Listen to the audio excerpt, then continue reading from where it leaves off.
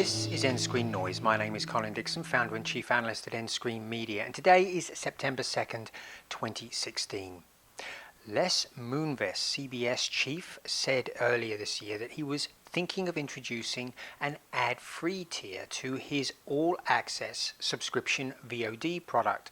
Well, he decided to do it because he pulled the trigger this week, and now if you go to CBS All Access, you are offered two choices.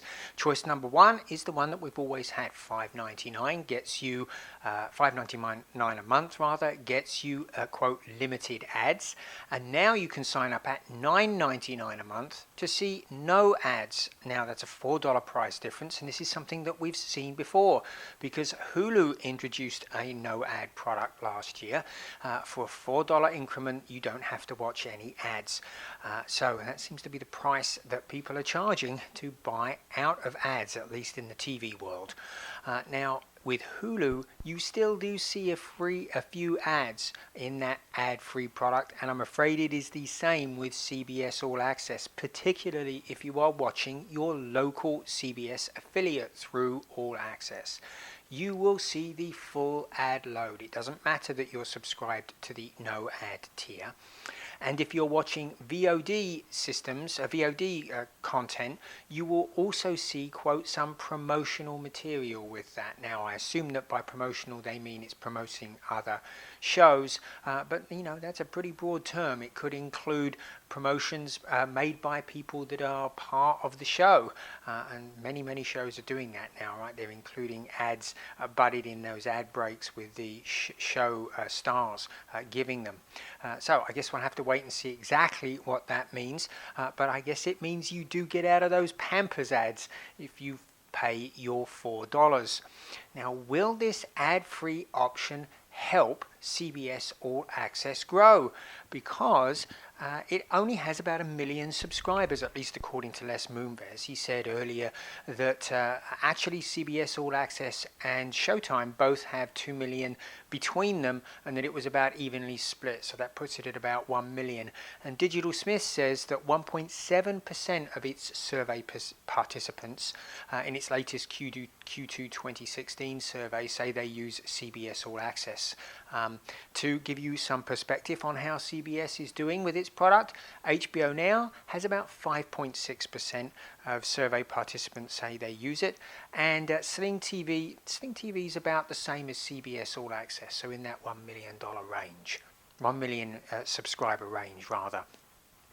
Now, since Hulu added its ad-free tier, its $4 ad-free tier, it has put on about 2 million subscribers. It added it in September of last year. But I can't say that those 2 million are due to the ad-free service. Hulu was growing at about that pace when it added the ad-free tier. So I don't really think it's added very much at all. And in fact, various news reports say that Hulu growth has started to slow. So I don't think it's doing much to hold subscription additions either. So I've got a feeling that the ad-free tier on its own is not going to help CBS All Access grow very strongly. However, it may help with something else that will help subscribers grow pretty strongly. And that, of course, is Star Trek Discovery. This is going to be exclusive to CBS All Access and will be delivered early next year. The first episode, the premiere episode, will appear on broadcast channels, but after that, if you want to watch the rest, the other 12 episodes, you are going to have to be a member of CBS All Access. And of course, there, the $4 a month extra to get ad-free could be very appealing to those millions of people that come in to subscribe to the service. So that should provide a nice increment there in revenue for CBS All Access. And if you think you are going to binge and bolt, you're going to watch all of those episodes on the free week subscription, or by subscribing just 1 month, I'm afraid you're out of luck, because they will be releasing the episodes one per week, exactly as they do traditionally through television. This is a pretty different model than we've seen with Netflix, who regularly puts all of the shows up at once on their service. So we'll have to see if it really helps CBS All Access hang on to all of those subscribers for the full duration of the show. But the question is, what will happen at the end of Discovery? Well, they do have some new exclusive originals planned for CBS All Access that might be helpful in keeping people stick around. For example, there is a Good Wife spin-off which will be available exclusively through the service, and a digital version of Big Brother. But I got a feeling that these won't be very appealing, and certainly won't be enough to keep all of those millions of Star Trek fans who came for the show. Now, there is a very, very extensive CBS library available through All Access, but that probably won't be enough to keep people either. And the reason is, a lot of the content in there that will be appealing, like old Star Trek episodes and shows like Extant, are already available through other services that consumers may be subscribed to.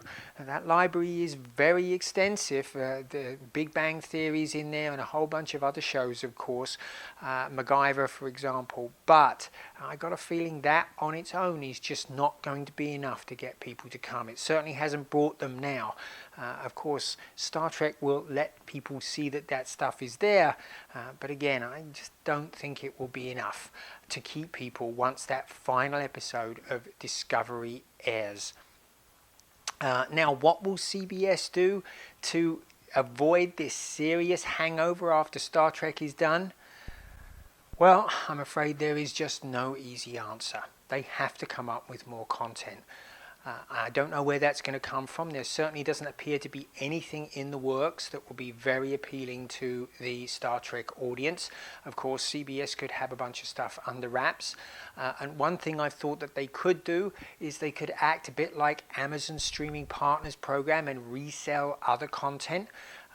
That might, if they were to move to a model like that and they made CBS All Access the anchor and then sell other subscriptions on top, might keep some of those people part of that ecosystem. But right now I just don't see it. So I have a feeling that when Star Trek is over, the millions that came will leave. And you can bet we'll be checking that out here on nScreenNoise. This has been Colin Dixon. I'll see you again next time.